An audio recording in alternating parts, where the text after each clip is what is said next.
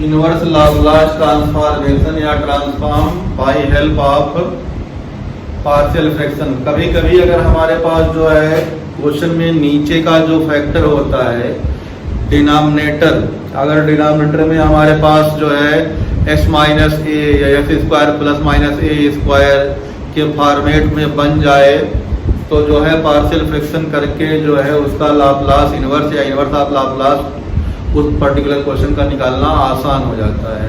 तो एक दो एग्जांपल जो है देख लेते हैं। ये जो है कभी कभी ठीक भी है और कभी कभी जो है इस चक्कर में पढ़ के हम लोग क्वेश्चन को लेंदी भी कर देते हैं। तो ओनली बाय प्रैक्टिस ये हम समझ पाएंगे कि इस क्वेश्चन में जो है इनवर्स निकालने के लिए जो है पार्शियल फ्रैक्शन जो है यूजफुल है या कोई स्टैंडर्ड फॉर्म में इसे डिड्यूस करना है वो ज़्यादा जो है सिंपल रहेगा। ये कुछ क्वेश्चन करने के बाद दिमाग में बैठता है कॉन्सेप्ट कि जो है कौन जल्दी हो जाता और किसी किसी क्वेश्चन का दो ढंग से भी आंसर निकल सकता है। तो हम देखते हैं पहले क्वेश्चन कैसे किया जाता है। तो हमारे पास जो है बुक से ही कोई क्वेश्चन उठा लें, सिंपल का क्वेश्चन। तो मान लिया हमारे पास कोई क्वेश्चन दिया गया है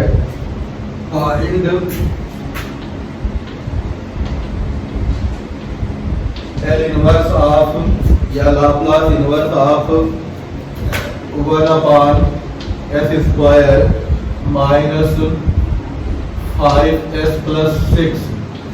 ये हमारे पास मान लिया कोई क्वेश्चन दिया गया है। तो यहाँ पे हमारे पास जो है वेरी सिंपल है क्योंकि ये परफेक्ट स्क्वायर तो हमारे पास है नहीं और कुछ और भी ऊपर नहीं है, डिनोमिनेटर सिर्फ है न्यूमरेटर है नहीं। तो यहाँ पार्शियल फ्रैक्शन करके ही इस क्वेश्चन को जल्दी कर सकते हैं। सॉल्यूशन देखो, सॉल्यूशन में हमारे पास ये होगा पार्शियल फ्रैक्शन में हमारे पास जो पता होता है उसी हिसाब से इसको ब्रेक करेंगे। तो S square minus 5s plus 6 का फैक्टर कर देंगे। तो इसका फैक्टर करोगे तो हमारे पास आ जाएगा s माइनस 2 s माइनस 3। हम डायरेक्ट कर दे रहे हैं, जिसका डायरेक्ट नहीं निकलेगा तो डिस्प्लेट डेरिवेटिव टर्म से जो है निकाल सकता है। तो ये हमारे पास आ गया s माइनस 2 s माइनस 3। अब a और b जिसे हम लोग निकालते थे वो निकालेंगे। तो अब यहाँ पार्शियल फ्रैक्शन की कुछ मेथड जो है तो यहाँ से हो जाएगा a upon s minus 2 plus b upon s minus 3। अब जो है वैल्यू जो रख दो तो 1 इक्वल टू हो जाएगा a साथ में s minus 3 plus b s minus 2। यहाँ तक तो कोई प्रॉब्लम किसी को नहीं होना चाहिए, एज यूजुअल हमने किया है। अब आगे हम लोग बढ़ेंगे तो यहाँ से जो क्या मिलता है, अगर हम लोग s की वैल्यू 3 रख देंगे तो 0 हो जाएगा, ये हो जाएगा 1। तो b इक्वल टू कितना हो जाएगा 1। अच्छा, ये अगर वैल्यू हमने s बराबर 2 रख दी तो यहाँ से हमारे पास क्या मिल जाएगा, s बराबर 2 रखेंगे ये 0 हो जाएगा और ये निगेटिव हो जाएगा। तो a की वैल्यू आ जाएगी -1। तो हमारे पास a निगेटिव आया और b पॉजिटिव आया। तो देयरफॉर fs की जो वैल्यू दी थी 1/s माइनस 3 और s माइनस 2 जिसे हमने ब्रेक कर लिया था, इसकी वैल्यू आ जाएगी, पहले हम पॉजिटिव वाले की लिख दे रहे हैं। तो 1/s माइनस 3, तो 1/s minus 3 minus 1/s minus 2। तो ये जो है fs जो है दो टर्म के प्लस माइनस के फॉर्म में आ गया और ऊपर फंक्शन ऑफ s नहीं है, डिनोमिनेटर में है तो a की पावर 80 वाले फॉर्मेट से आ गया। तो inverse Laplace transformation of fs, तो algebra of inverse Laplace transformation similar pattern पे फॉलो करती है जो हमारे पास लाप्लास ट्रांसफॉर्मेशन में होता है। मतलब किसी का ऐड किसी का माइनस अगर होगा तो डायरेक्ट उसका जो है सेपरेट अलग अलग निकाल के फिर फॉर्मूला मतलब आंसर में उसको रख सकते हैं। जैसे इसका इनवर्स लाप्लास निकाल लिया, इसका निकाल लिया, दोनों को माइनस कर देंगे, आंसर आ जाएगा। यहाँ कोई नंबर होता तो नंबर जो है एडिटिव मल्टीप्लाई होता, लेकिन अगर एस होता तो क्वेश्चन जो है या फंक्शन ऑफ एस होता तो डायरेक्ट ना होता। तो हमारे पास यहाँ से हो जाएगा लाप्लास इनवर्स ऑफ 1/s-3 एक स्टेप कर दिया, minus Laplace inverse of 1/s-2 दूसरा स्टेप कर दिया। अब इसकी वैल्यू हो जाएगी e की पावर at, तो 3t हो गया माइनस e की पावर 2t। ये हमारे पास जो है by help of partial fraction जो है दिए गए इस क्वेश्चन का क्या हो गया, इनवर्स लाप्लास ट्रांसफॉर्मेशन हो गया। एक दो क्वेश्चन और कर लेते हैं तो ये मेथड पूरी तरह से क्लियर हो जाएगा।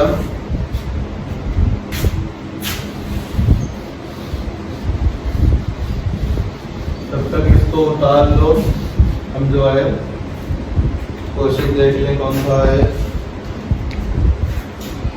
क्वेश्चन हमारा दूसरा वाला है by help of Laplace transformation, inverse Laplace transformation by help of partial fraction.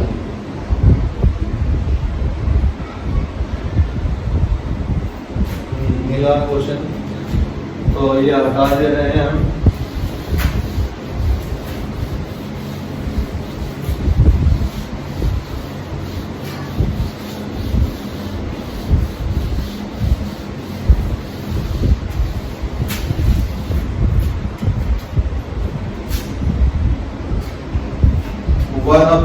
fs दिया गया है, find inverse Laplace transformation of 1/s² into s+1 ये दिया गया है। तो अब इसमें जो है हम लोग इसको जो है ऐसे लिख सकते हैं 1/s² s+1 इक्वल टू इसको कर सकते हैं 1/s² plus a/s plus b/s² plus c/s+1। अब इसमें a b या c में कोई जीरो भी हो सकता है, वो तो ऑन कैलकुलेशन हम लोग ढूंढेंगे क्या वैल्यू आ रही है क्या नहीं आ रही है। तो अब जो इसको सॉल्व करेंगे तो 1 इक्वल टू हमारे पास हो जाएगा as ब्रैकेट में s+1 plus b time s+1 plus c time s²। अब अगर s की वैल्यू हम 0 रख दें तो b की वैल्यू 1 आ जाएगी। s इक्वल टू 0 रख दिया तो हमारे पास b की वैल्यू 1 आ गई। अगर s इक्वल टू -1 रख दें, s इक्वल टू -1 रख दें तो ये 0 हो जाएगा और ये 0 हो जाएगा और ये बचेगा c, तो c इक्वल टू 1 हो जाएगा। अब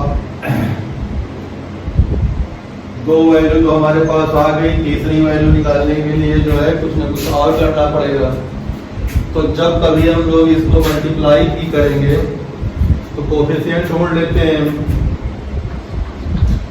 तो यहाँ से देखो as² आएगा और एक c(s²) आएगा।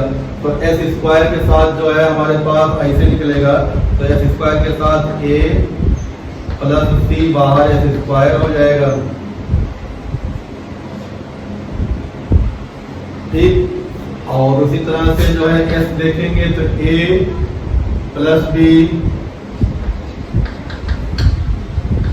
बाहर हो जाएगा। कांस्टेंट में देखेंगे तो सिर्फ b होगा, तो b की वैल्यू तो 1 होती जो पहले से हमारे पास आ गई है। अब c की वैल्यू निकालने के लिए चाहे यहाँ यही रखना पड़ेगा, तो s² का इधर क्या है कोई कोफिशिएंट नहीं है, तो हमारे पास जब कंपेयर करेंगे तो कोफिशिएंट ऑफ s² कंपेयर करने से तो a plus c equal to 0 हो जाएगा, c की वैल्यू -a मतलब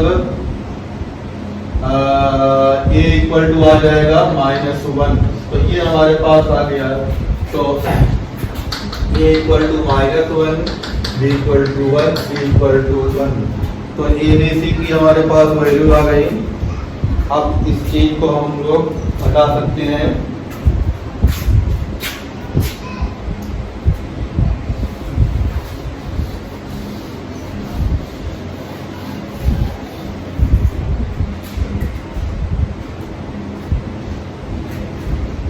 हमारे पास fs जो हो जाएगा रेडीमेड हो गया। fs equal to positive value को पहले डालें तो 1/c plus s+1 plus 1/s² plus 1 minus 1/s।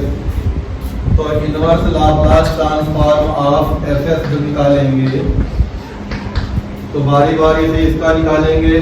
जो हमारे पास कितना है s+1 है तो e की पावर -t हो जाएगा और 1/s²। तो हमारे पास जो है inverse Laplace transformation of t की पावर 1/fs जो होता है 1/s की पावर m जो होता है ये होता है t की पावर n/n। नहीं पावर में गड़बड़ हो रही है।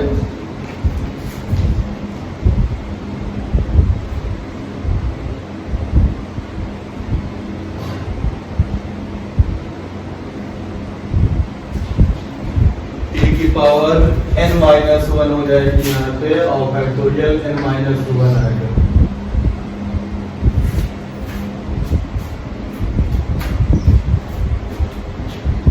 फार्मूला बताया है तो 1/s की power n+1 equal to t की पावर n फैक्टोरियल n। तो जब पावर एक कम हो जाएगी ठीक इस तरह से हमारे पास ये जो है बन जाएगा। तो यहाँ पे जो है स्क्वायर करेंगे inverse of Laplace inverse equal to 1/s²।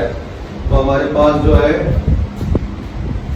n की वैल्यू कितनी है 2 है तो 2 हो जाएगा। तो वहाँ बचेगा t और यहाँ बचेगा फैक्टोरियल 1। तो t सिर्फ हो गया और लाप्लास इनवर्स ऑफ 1/s करेंगे तो यहाँ पे n की वैल्यू कितनी है 1 है तो t की पावर 0 तो 1 ही बचेगा।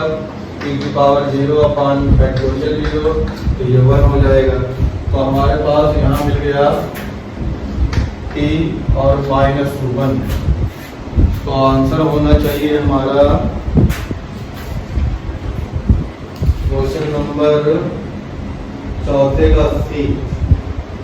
तो t-1 प्लस t की पावर -t ठीक ये आंसर आ गया।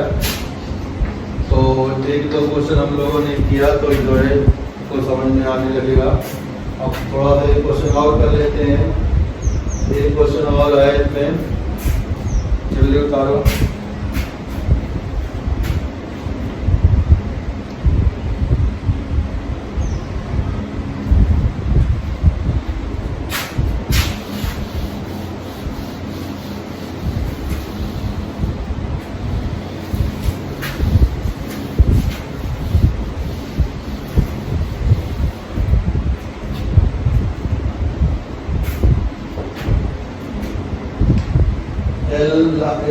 Laplace inverse of s² plus 2s plus 6।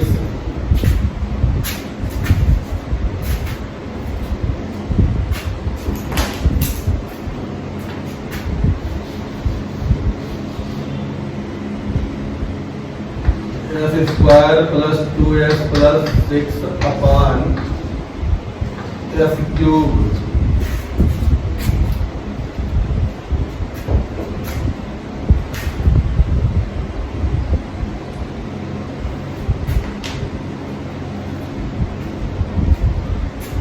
अब तो fs इक्वल टू हमारे पास हो जाएगा s² plus 2s plus 6/s³। ऊपर का फैक्टर करने से कोई फायदा होगा?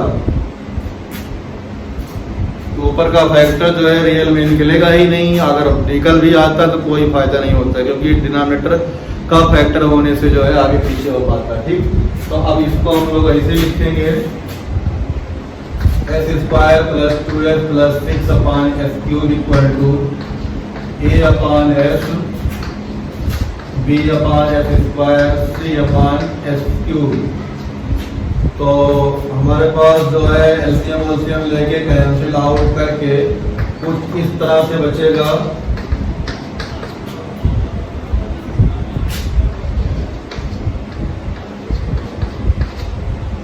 तो हमारे पास यहाँ से जो है डायरेक्ट मिल जाएगा a की वैल्यू मिल जाएगी 1 और b की वैल्यू मिल जाएगी 2, c की वैल्यू मिल जाएगी 6। तो हमारे पास पास जो है fs की जो वैल्यू है वो रिड्यूस होके हो जाएगी 1/s plus 2/f square plus 6/f cube. तो Laplace inverse of 1/s 2/s square 6/s cube.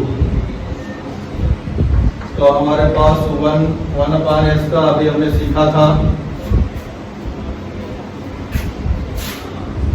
तो लाप्लास इनवर्स ऑफ 1/s जो होता है वो सिंपली कांस्टेंट 1 हो जाएगा प्लस 1/s स्क्वायर का 1/s स्क्वायर का जो आएगा फार्मूले से